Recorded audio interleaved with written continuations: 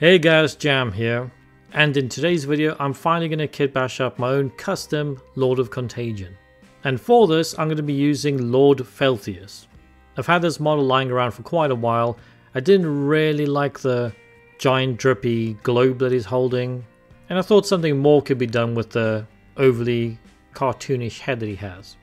But this should be a quick one, so let's get straight into it. Alright, and the first thing is to replace that orby, drippy hand that he has. And luckily I still had some sword arms lying around from my Blight Lord Terminators. Now I just picked one that I thought kind of worked in the position that I want and everything, and I'll just slowly start cutting away at the shoulder to make it fit into that gap. And later, if something doesn't look quite right, we're going to be covering it up with green stuff anyway.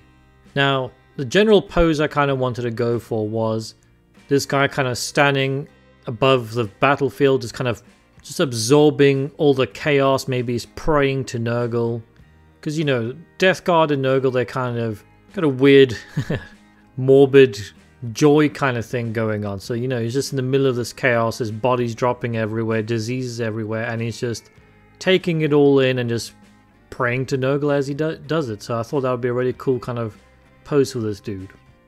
And as you can see now, I got the arm into the position that I wanted, and he's got that kind of outstretched arms that really fits the pose that I want.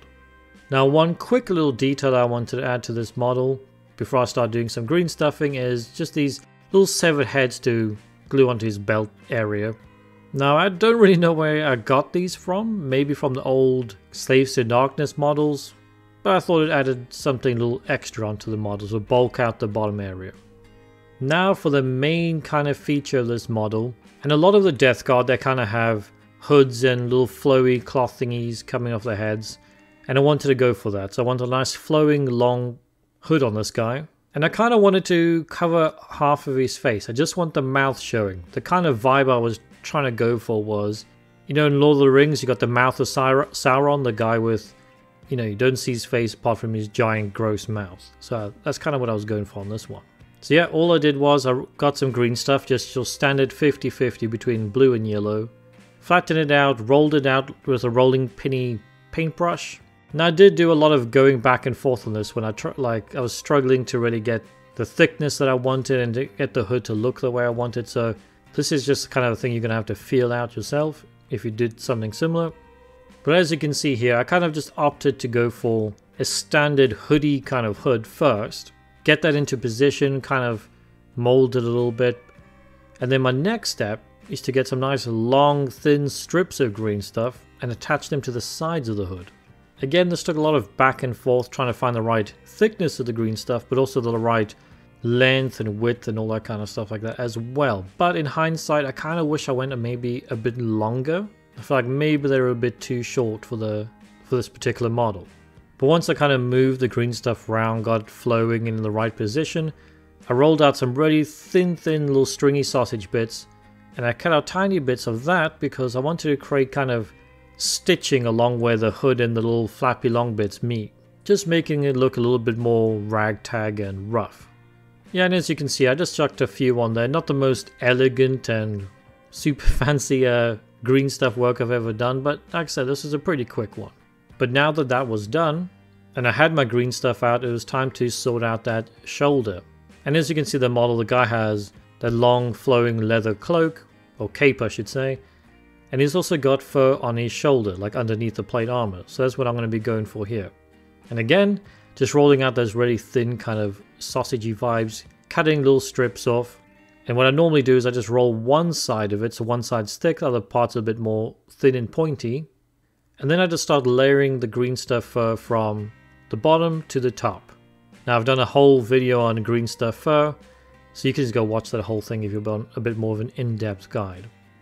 But yeah, basically I try to get the fur to maybe match the other shoulder, but again, once it was done I was like, it didn't really match up all that well, so got to work on that a bit myself, but you know, it was good enough.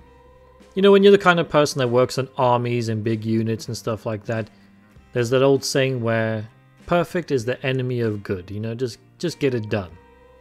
But now that all the green stuffing was done, I wanted it to set before I come back in with my hobby knife and kind of cut away and rough up the hoodie robe thing a bit more. So I'm going to go straight into the basing here. Now everything I do here is super simple. It's just pebbles, sand, all that kind of good stuff. But one little thing that's a theme of my deathguard, because I started the deathguard when they originally came out, and this was just something I did back then. I kind of have to carried on now. But I just snip up little tiny bits of sprue, and I use my hobby knife to just try to kind of carve them into bricks. So that's kind of like the theme of my deathguard, is these urban industrially bases where like bricks have been blown out and all that kind of stuff. So like I said, I just kind of rough up the edges, snip away little bits here and there, and just try to make it look like a broken brick. Now these probably aren't my best ones because I haven't worked on my deathguard for a long time, so I kind of forgot what size and stuff I wanted to go for, but it turned out okay. But one last thing I actually add to the model was this little skull spike. Once again, no idea where this bit is actually from, so let me know below if you know. And yeah, I just wanted to maybe try and change the silhouette of the model, add something a little extra on top of there, so I just glued that on. And man, was that spike a pain in the ass, because spoiler alert, I snapped that thing off probably like 15 times while painting this model up. Obviously I re-glued it, so hopefully it's not noticeable, but yeah, I broke that thing so many times.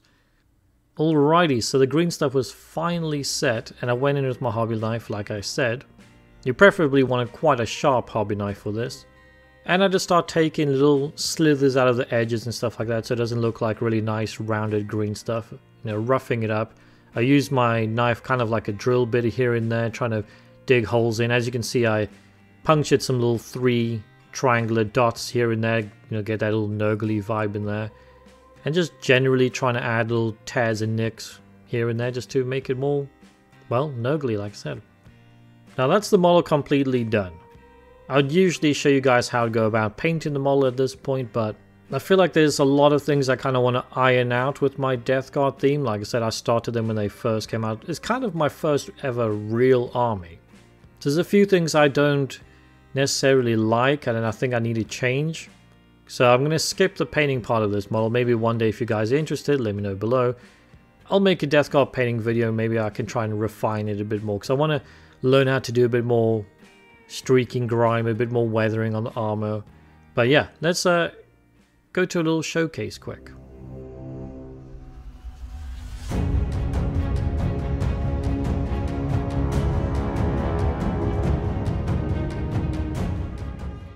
And there you have him, ladies and gents, in all his nurgly glory. Or should I say deathguard glory. Same thing, I guess. And yeah, just let me know in the comments below what you guys think of this dude. I know the kitbashes are quite simple, but were they effective? Let me know. And also, let me know how I can maybe improve my color scheme. Like I said, I'm not too sure about it. I know the armor definitely needs a lot of weathering. The metallics need a bit of work. I rushed it a bit on this one.